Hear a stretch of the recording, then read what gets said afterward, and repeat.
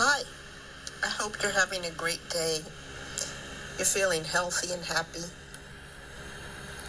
that you are appreciated by those around you that you love and those that you work with, and that having heard so much disturbing news during the past week, I hope when you pass a stranger in the street, you look at them with a new appreciation, that this is a person who is struggling too. You don't know what they're struggling with, but almost everybody today is having a struggle. And they're human just like you, and they're most likely law-abiding citizens who appreciate what they have and what their opportunities are for the future, and the opportunities that are possible to people who are interested in them. In the United States, we have lots of opportunities that people can go for, change their station in life. Usually that means some type of re-education, going to school. We have a lot of free schools, which decades ago was unheard of. And, through community colleges or labor organizations, which teach a lot of crafts like plumbing, woodworking, electrical, and so forth. These jobs can lead to positions in trade unions, and it's very much skilled labor. My heart goes out to the people in Maui who had suffered such a tragedy.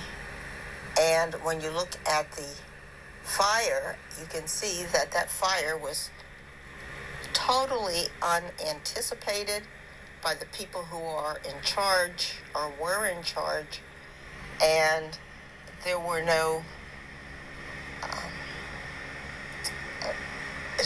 no preparation for it. They really had thought of other things, the volcanoes, the tidal waves, and so forth. But a huge fire to take out a place like Lahaina was not anticipated, and there was no preparation. It's clear that the building codes were not proper, and that a lot of the buildings probably went up pretty much like matchboxes because they were built cheaply and really weren't built for withstanding a fire.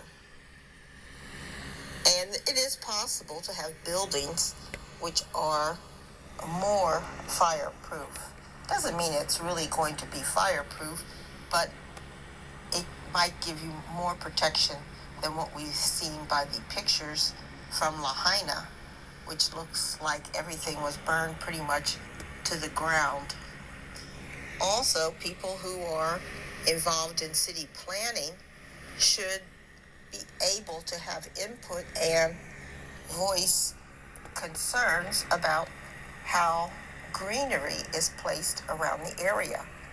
Because with these strong winds, and when you read books about Hawaii, you do read about episodes of very, very strong winds. And these strong winds, they may not occur often, but when they occur, they must be dealt with. And people who know the island, who know the history of the island, should be available to help advise as to how to take care of the properties when they have these strong winds that come. Even where I live, we have episodic strong winds. Now, they might only last a couple days, or they might last a little bit longer, but when they come, they do a lot of damage. And if anything is on fire, of course you can have a huge amount of damage and problems. So strong winds are always something that have to be considered. Lahaina has a history of strong winds, and so the fact that it was never really dealt with as a warning system or what the islanders could do to protect their property, proper planting of trees. Now, naturally, when you go to Hawaii, you want to see the palm trees. You want that typical island feel. You want to see some coconuts. You want girls in grass skirts and swinging hips and Hawaiian music and the hand signals. These are all things we expect on a Hawaii trip. But you have to also think, what does it mean for people to have flimsy houses which look very island-like, but which do not provide much or any protection if there is a real weather disaster? You have to always consider, especially fire. Fire, wind, heavy rains, all have to have their resources. And of course, in Hawaii, you have the extra things like the volcanoes, earthquakes, and so forth. So there are a lot of things that have to be considered. And if you put people in charge who aren't properly educated or who aren't willing to talk about all of the potential disasters that can come to the area, well, this is what you get. This is the kind of thing you get. I imagine one of the important things that the people from Lahaina need to talk about include not only better buildings, but better roofs. I think some of those fires just leapt from roof to roof, and each time it hit a roof, the building was set ablaze, and so that it made it worse for every other building in the vicinity. So proper ground cover, proper roofs, and of course all of these things might be very difficult in a place like Hawaii, which advertises and lives by its lush gardens and so forth. So trying to make everything match is going to take a lot of planning and a lot of thinking, but you need to do it or you're going to periodically have such disasters as we've seen with the Lahaina fires. Now, a lot of people say people are rushing to try to buy land in Lahaina. Well, I've been to Maui and Lahaina. I can't remember exactly how close I stayed to Lahaina, but I know when I stayed in Maui, I was in a building that was selling the rooms as condos. So a building like that, if it caught on fire, would have a lot of people dead because you couldn't get out of the building quickly. Those buildings were multiple floors. Most people used the elevators. If you used the stairs, that was going to be, very slow trying to get down those floors, especially if you had kids or if you were trying to take important stuff with you.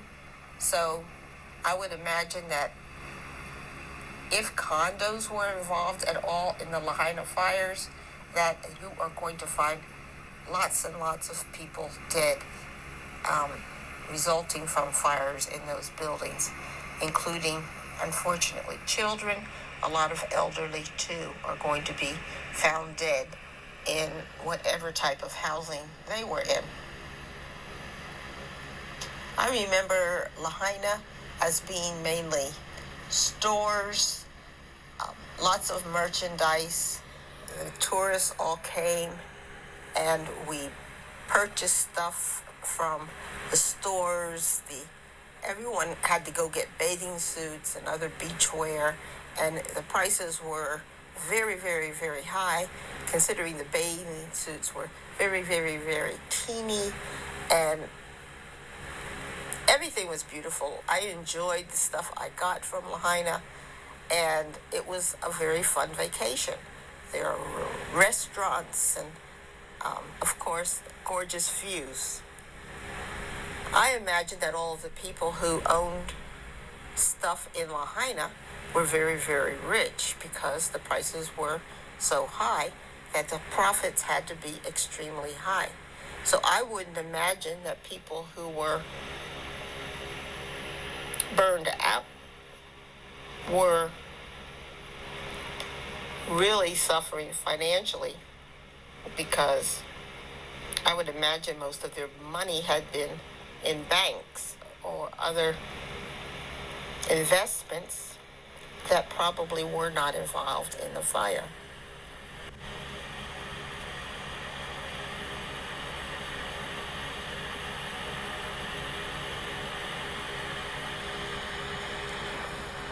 So when it all sorts out, it'll be interesting to see exactly who lost what and what's needed to rebuild.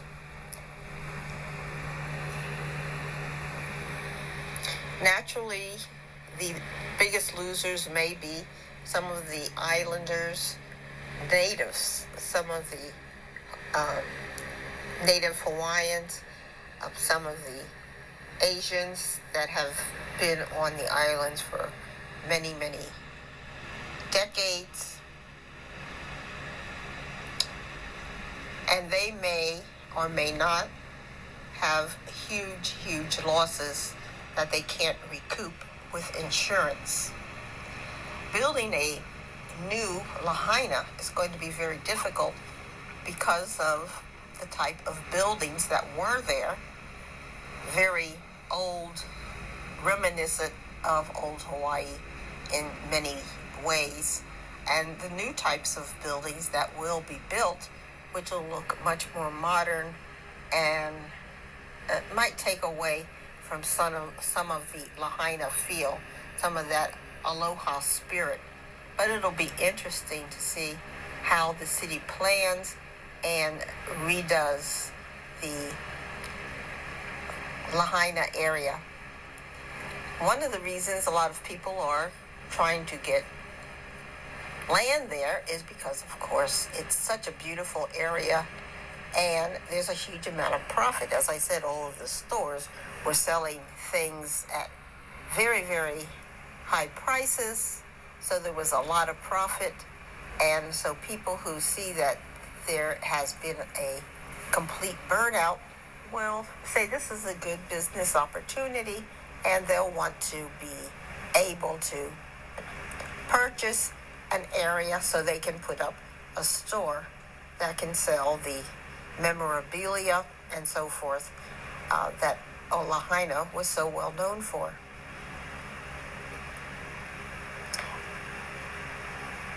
When I visited Lahaina, there was not much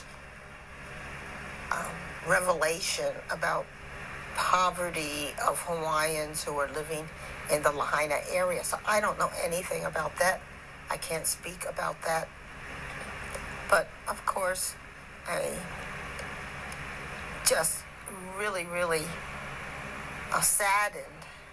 And my heart goes out to all of the people who suffered and who had family members injured or lost.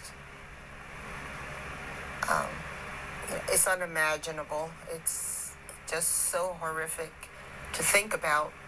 And then the property loss, the important papers, the pictures that you've lost, the memories that are only captured in your mind now because everything else has been burned. Very, very, very hard to comprehend all of the damages that have been done. And there needs to be a lot of mental healing, because the things that are burned, and there's not much you can do about it. Insurance companies take years to resolve these problems, and they don't rush in and help compensate people They don't rush in to rebuild. They don't rush in to ensure that um, you don't suffer additional losses. The problem is the cities, of course, need revenue in order to exist. So where's the revenue going to come from? The tourists won't be coming there, and the bills are going to be coming very, very soon. The bill is in the mail. And so there has to be some way of getting money to people so that they don't suffer additional losses. And that may be very difficult. The people should make sure they have a list of residents known, those that are living and those that are probably deceased, so that they can be recorded and there can be some kind of assessment as to how there can be compensation for relatives and the individuals themselves, and how they can be made whole in some sort of way so that their lives don't continue to fall apart. That's the hard part. You don't want to continue to fall apart. Yes, there was a tragedy, but people outside of Lahaina,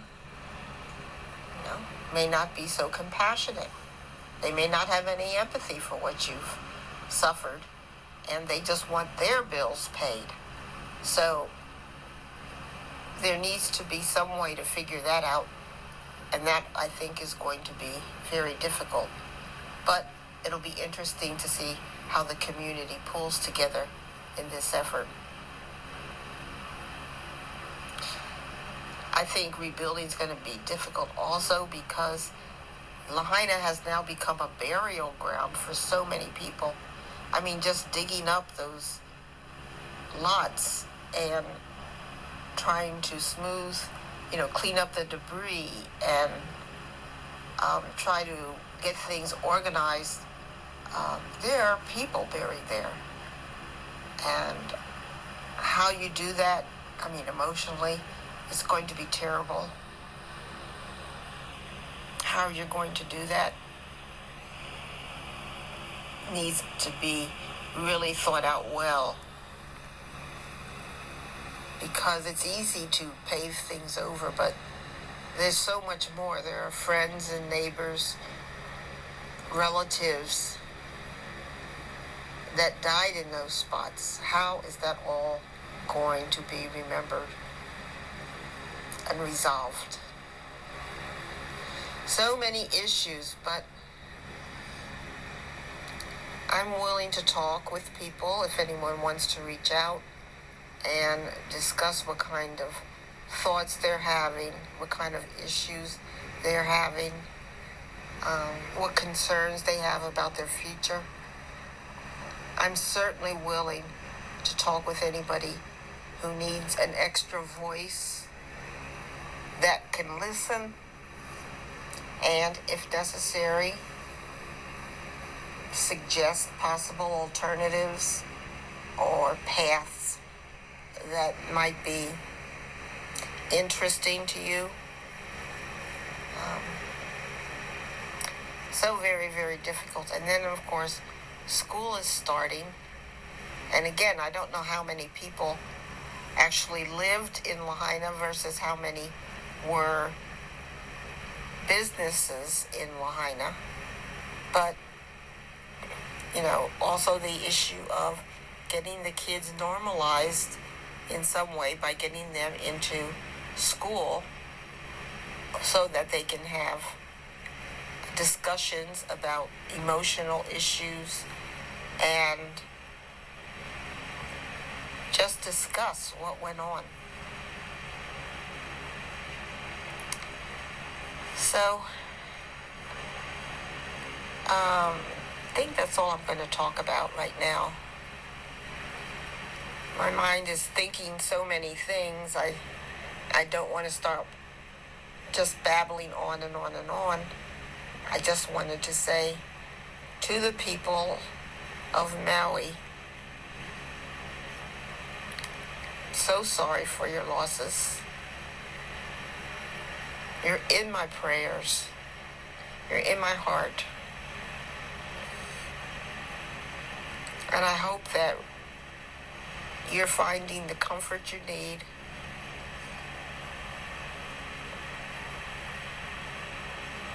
And it really shows, it's so important to have the right leaders taking care of your city, because everything is easy when times are good. But if perchance something happens unexpected and you have the wrong person in charge, then of course things like this can happen.